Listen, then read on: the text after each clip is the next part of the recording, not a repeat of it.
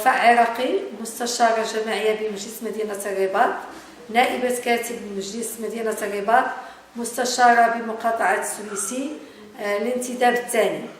أنا مستشارة باسم التجمع الوطني الأحرار، لكن مع الأسف يوم السبت الماضي 22 أبريل كنتفاجأ أنني كنتوصل بواحد الميساج من عند السي رشيد الساسي.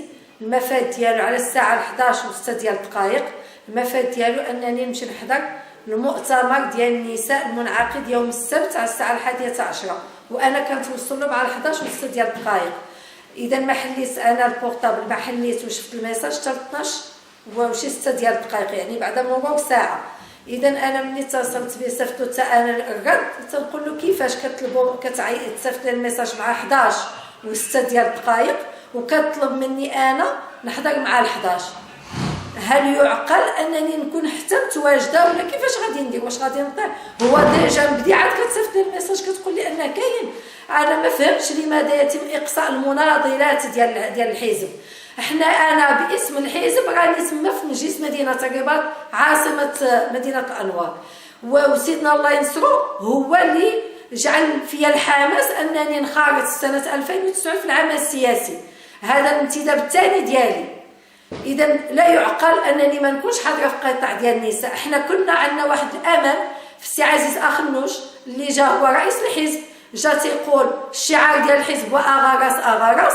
كيفاش هاد أغا راس وأنا ما نستدعاش على الأقل نحضر حتى المؤتمر ديال النساء، في حين أن كنت قبل ما يولي هذا المنسق هذا الإقليمي ولا الجهوي كانوا كيتصلوا بيا وكنحضر وكندير مداخلات قيمه، وراه التسجيلات كاينه في دائما اليوم العالمي للمراه كنت درت مداخله قيمه الحمد لله وكيشهد لها الجميع على المره الاولى والمره الثانيه. ولكن انا ما تنفهمش انا علاش دابا كيتم هذا الاقصاء. كان حتى نسي نطلو لان هذا راه فيلم طويل. انا خصني نوضح المسائل اللي خصها تقال الان في حينها. انا الوقت اللي طلبت من حقي انني ندير الطلب باش نكون نائبه، على الاقل ندير الترشيح ديالي نكون نائبه برلمانيه، مادام ان عندي تجربه الحمد لله سياسيه، يعني من 2009 وانا مستشاره جماعيه، يعني على الاقل بعدا كنفهم شنو هو اللجان، عمل اللجان. اذا كان عندي واحد الطموح انني نكون نائبه برلمانيه. الوقت اللي طلبت غير فقط انني نترشح فما عجبهمش الحال. احنا الدستور كيخولنا اننا عندنا الحق في الممارسه العمل السياسي والاقتصادي والتنموي وهذا، وتيجيو هادو تيطعنوا هادشي كله في يعني تيخالفوا مضامين الدستور. اي وحده بغات دير شي حاجه تيديروا لها العقاله، الا اللي هما كيبغيو انهم يوضعوها تجي تنزل من السما. انا تنهضر بديمقراطيه وكنهضر بجرأه وبشجاعه وتنقول لي خصو يتقال. حنا بغينا الحزب يمشي للامام، وانا كنت دايره موجده ان عارفه غادي يكون واحد المؤتمر اقليمي ديال المراه، كنت عارفه انني خصني حتى انا نمشي بالنساء ديالي. على انا ملي كننجح منتخبه واش ما عنديش النساء اللي كيصوتوا عليا؟ شكون اللي كيصوت عليا وكندق ببالهم وكندخل عندهم واخا ما تيكونوش عندهم يعني رغبه انهم يصوتوا كيوليو كيصوتوا، واللي ما كتكونش مسجله في اللوائح الانتخابيه كنمشي وكنسجلها انا ولا الشباب. انا كنهزهم ما كنعرفهمش، تنعرفهم هي ساكنه في هذا الحي ولا في هذه المنطقه، وكلهم تنركبهم معايا وكنديهم يتسجلوا. علاش؟ باش يساهموا في العمل السياسي. وحنا بغيناهم تيقولوا لي مني جبتينا انتين، حنا بغينا ندخلوا معك في اي حزب كنت استاذه. اذا اللي كان انا تقول لهم انا الحزب ديالي هو حزب التجمع الوطني الاحرار، هو الحمامه بغيناها الطير مزيان في الرباط بغيناها. وحنا درنا واحد الحمله اللي هي مهمه جدا في 2015 عليها كنجحوا. السي دابا اللي هو منسق جهوي السي سعد بن مبارك، وعطيناه للحزب، ذاك المقعد ديال رئيس مجلس العماله. ما اما هو ناجح فقط ب4 ديال المقاعد، وانا ناجحه في السويسي ب5 ديال المقاعد، يعني كنت وكيله لائحه. زيد على ذلك في يعقوب المنصور حتى هما ناجحين مشيت 9 ولا 11 المقاعد. والاصوات ديالي بحكم انني كنت استاذه في مدارس محمد الخامس في المدينه، يعني التلاميذ ديالي اللي كانوا كيقراو عندي كلهم وصلوا للسن باش كيصوتوا. اذا كلهم هي تيسمعوا مدام العراقي مرشحه يعني كيصوتوا، تنقول لهم هذوك الناس ديالي انا معايا انا، اذا صوتوا عليهم. اذا خداو من عندي شحال ديال الاصوات في المدينه. الزوج ديالي عندهم مكتبه في شارع محمد الخامس، حتى هما الناس تعاطفوا معنا وصوتوا معاهم، وانا الحمد لله. اذا ما خدمتش على صعيد مقاطعه السويسي، انا خدمت لصالح الحزب على المستوى ضربات كامل، والتاريخ يشهد. واللي قال هادشي ما كاينش، راه كان السي برقيه حاضر، وكنت كنمشي كندير له حتى هو الحمله في التقدم وفي حي النهضه. الناس كيعرفوني تما لانني انا من 1993 وانا ساكنه في السويسي، يعني كنتقدى كاع في هذا المارشي حي النهضه واليوسفيه والناس كيعرفوني. ونجي حتى الاخر داروا داك السيده